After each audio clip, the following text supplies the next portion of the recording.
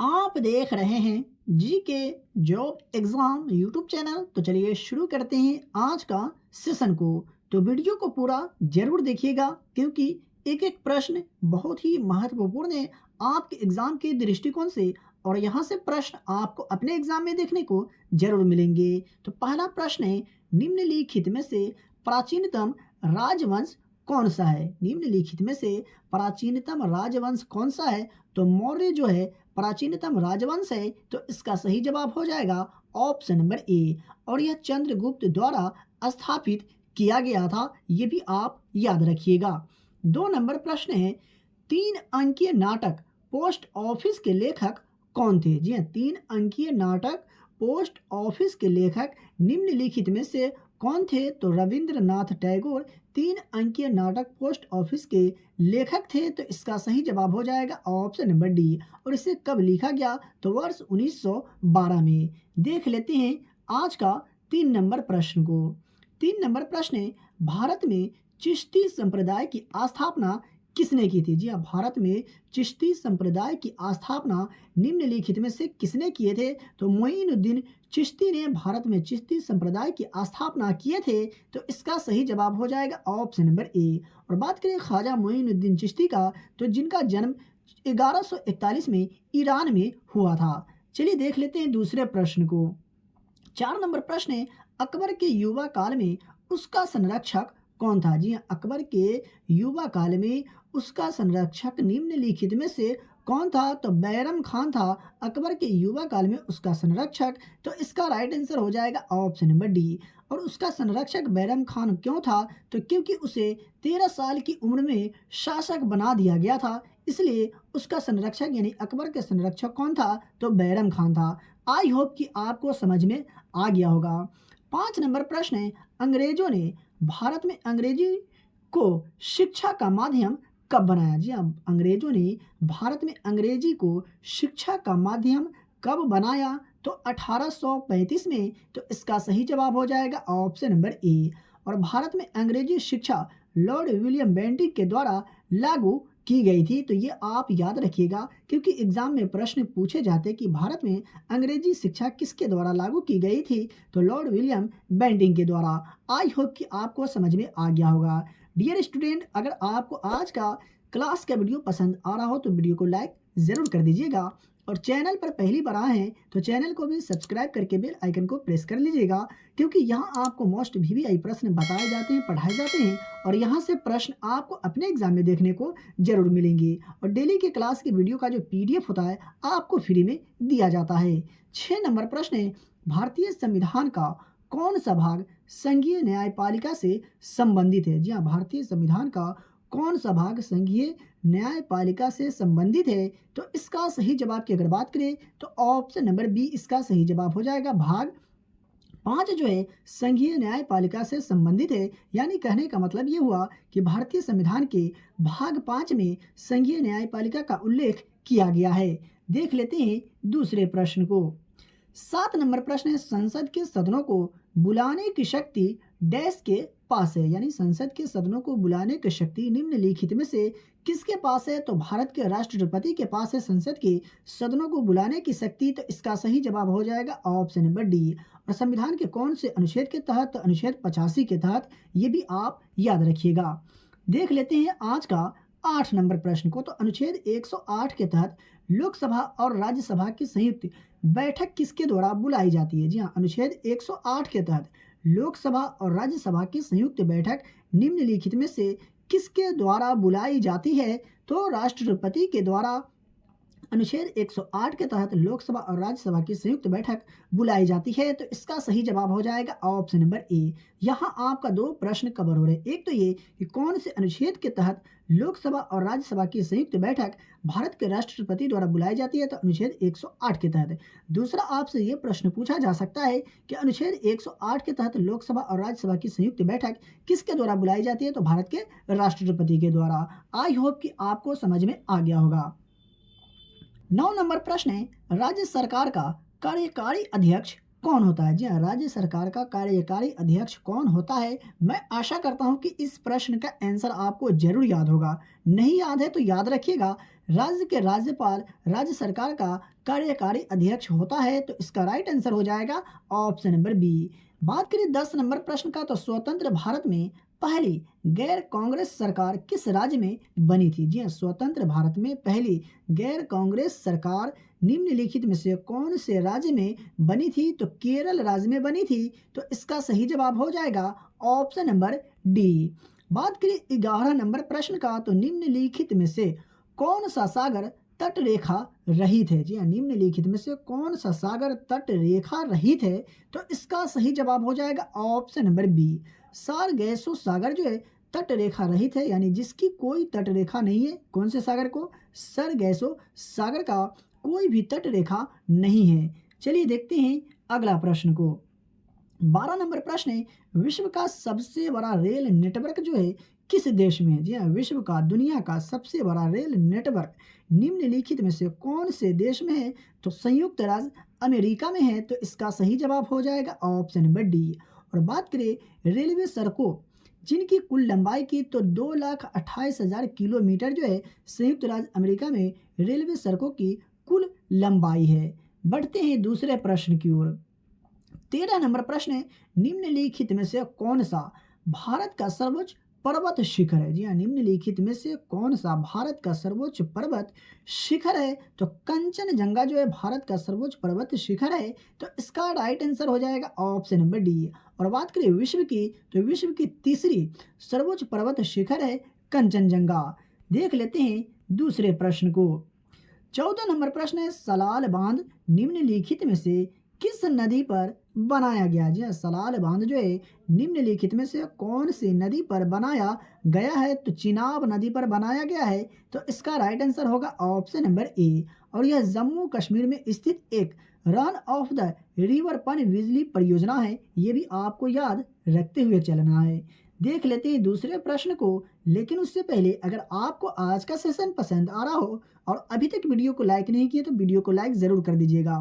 15 number प्रश्न है, निम्नलिखित में से कौन महाराष्ट्र के संत थे? जी हाँ, निम्नलिखित में से कौन महाराष्ट्र राज्य के संत थे? तो इसका राइट आंसर होगा ऑप्शन नंबर बी। चोखा मेला जो था महाराष्ट्र के संत थे। और 14वीं शताब्दी में भारत के महाराष्ट्र में एक संत थे चोखा मेला। चलिए बढ़ते हैं दूसरे प्रश्न की ओर। 16 नंबर प्रश्न का, तो सिखों के 10वें गुरु और अंतिम गुरु गुरु गोविंद सिंह का जन्म स्थान निम्नलिखित में से क्या है? तो इसका सही जवाब होगा option number D. Patna Sahib जो है सिखों के 10वें और अंतिम गुरु गुरु गोविंद सिंह का जन्म स्थान है। तो इसका राइट आंसर हो जाएगा ऑप्शन नंबर डी।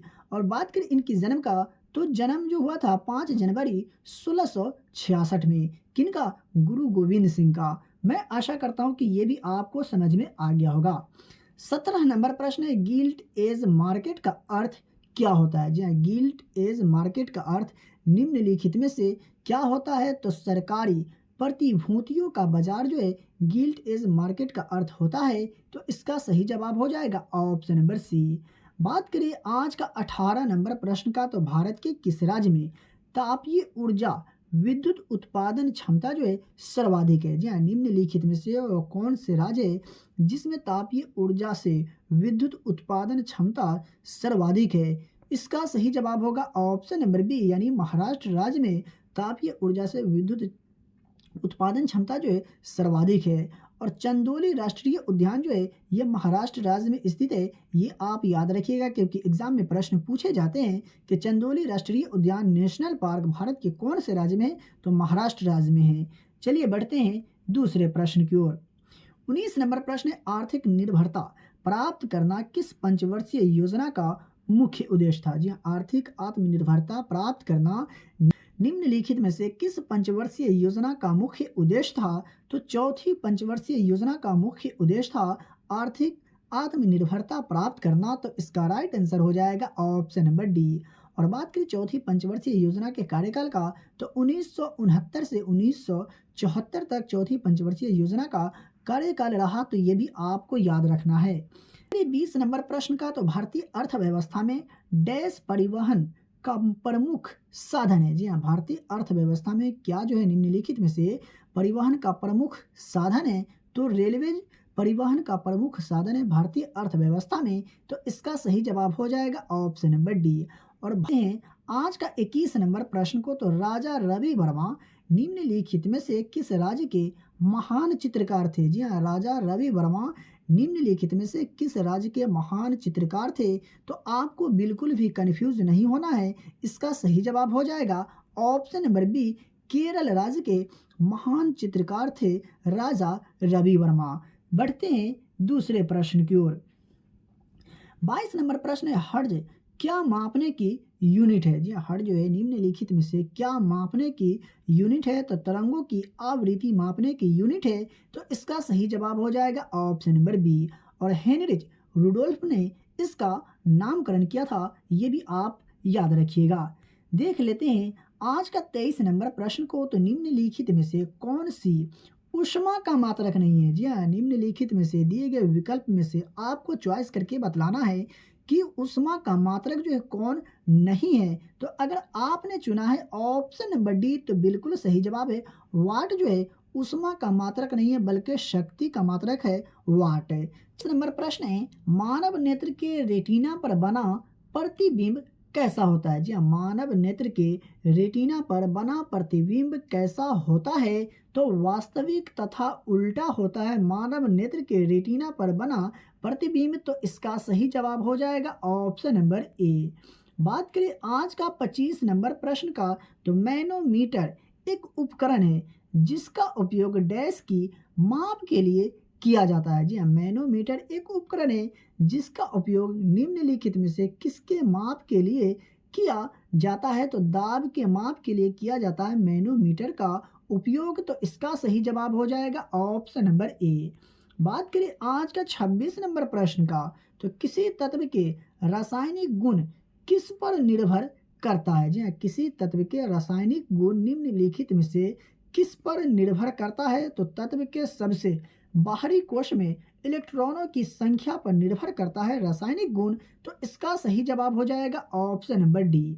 बात करें 27 नंबर प्रश्न का। तो जल का उच्च क्वथनांक निम्न के कारण होता है। जी हाँ, जल का उच्च क्वथनांक निम्नलिखित में से किसके कारण होता है? तो हाइड्रोजन बंध के कारण जल का उच्च क्वथनांक होता है। तो इसका सही जवाब हो जाएगा ऑप्शन नंबर सी। और हाइड्रोजन बंध को तोड़ने के लिए बड़ी मात्रा में ऊर्जा की आवश्यकता होती है। बात करिए आज का दूसरे प्रश्न का। तो 28 नंबर प्रश्न है, फेन पलवन विधि का उपयोग डैश अयस्क के सांद्रीकरण के लिए किया जाता है? जहाँ फेन पलवन विधि का उपयोग निम्नलिखित में से किस अयस्क के सांद्रीकरण के लिए किया जाता है? तो सल्फाइड अयस्क के सांद्रीकरण के लिए फेन पलवन विधि का उपयोग किया जाता है। तो यहाँ पर इसका सही जवाब हो जाएगा ऑप्शन नंबर सी। बात करें 29 नंबर प्रश्न का। तो सभी अम्ल धातुओं के साथ अभिक्रिया करके डैश गैस उत्पन्न करते हैं। मैं आशा करता हूं कि इस प्रश्न का आंसर आपको जरूर याद होगा। नहीं याद है तो आप याद रखिएगा, हाइड्रोजन गैस उत्पन्न करते हैं सभी अम्ल धातुओं के साथ अभिक्रिया करके। बढ़ते हैं दूसरे प्रश्न की ओर। 30 नंबर प्रश्न है, मांसपेशियों में किसके एकत्रित के कारण थकावट होती है? जी हाँ, निम्नलिखित में से कौन से अम्ल को एकत्रित होने के कारण थकावट होती है? तो इसका राइट आंसर होगा ऑप्शन नंबर बी, यानी लैक्टिक अम्ल के एकत्रित होने के कारण मांसपेशियों में थकावट होती है। बढ़ते हैं दूसरे प्रश्न की ओर। 31 नंबर प्रश्न है, वनस्पति प्रोटीन का मुख्य आहार स्रोत जो है क्या है? जी हाँ, वनस्पति प्रोटीन का मुख्य आहार स्रोत निम्नलिखित में से क्या है? तो दाल जो है वनस्पति प्रोटीन का मुख्य आहार स्रोत है। तो इसका सही जवाब हो जाएगा ऑप्शन नंबर डी। और प्रोटीन जो है मानव शरीर में सभी कोशिकाओं और ऊतकों का एक महत्वपूर्ण घटक है। देख लेते हैं दूसरे प्रश्न को। 32 नंबर प्रश्न है, पादप कोशिका के बाहरी आवरण को टैस कहा जाता है? जी हाँ, पादप कोशिका के बाहरी आवरण को निम्नलिखित में से क्या कहा जाता है? तो कोशिका भित्ति कहा जाता है पादप कोशिका के बाहरी आवरण को। तो यहाँ पर इसका सही जवाब हो जाएगा ऑप्शन नंबर बी। बात करें 33 नंबर प्रश्न का। तो पर्यावरण के अजैविक घटक का एक उदाहरण डैश है। जी हाँ, पर्यावरण के अजैविक घटक का एक उदाहरण निम्नलिखित में से क्या है? तो वायु जो है पर्यावरण के अजैविक घटक का एक उदाहरण है। तो इसका सही जवाब हो जाएगा ऑप्शन नंबर सी। बात करिए 34 नंबर प्रश्न का, तो लुई पास्चर किसकी खोज के लिए जाने जाते हैं? जी हाँ, लुई पास्चर को निम्नलिखित में से किसके खोज के लिए जाने जाते थे? तो रेबीज टीका के खोज के लिए लुई पास्चर को जाने जाते थे। तो इसका राइट आंसर हो जाएगा ऑप्शन नंबर डी। देखिए 35 नंबर प्रश्न का, तो आहार नाल का कौन सा क्षेत्र पोषक तत्वों और पचे हुए भोजन के अवशोषण के लिए प्रमुख अंग है? जी हाँ, आहार नाल का कौन सा क्षेत्र जो है पोषक तत्वों और पचे हुए भोजन के अवशोषण के लिए प्रमुख अंग है? तो छोटी आंत। तो इसका सही जवाब हो जाएगा ऑप्शन नंबर बी। साथियों, अगर आपको आज का क्लास का वीडियो पसंद आया हो तो वीडियो को लाइक करें, और अगर आप हमारे चैनल पर पहली बार विजिट कर रहे हैं तो चैनल को सब्सक्राइब करके बेल आइकन को प्रेस करके ऑल नोटिफिकेशन पे कर लीजिए, और इस वीडियो को ज़्यादा से ज़्यादा अपने दोस्तों और रिलेटिव में शेयर ज़रूर करें। तो चलिए मिलते हैं फिर से एक नए वीडियो में। इसका अगर पीडीएफ लेना चाहते हैं तो वीडियो के डिस्क्रिप्शन में दिए गए टेलीग्राम चैनल लिंक को ज्वाइन करें। तो चलिए मिलते हैं फिर से एक नए वीडियो में।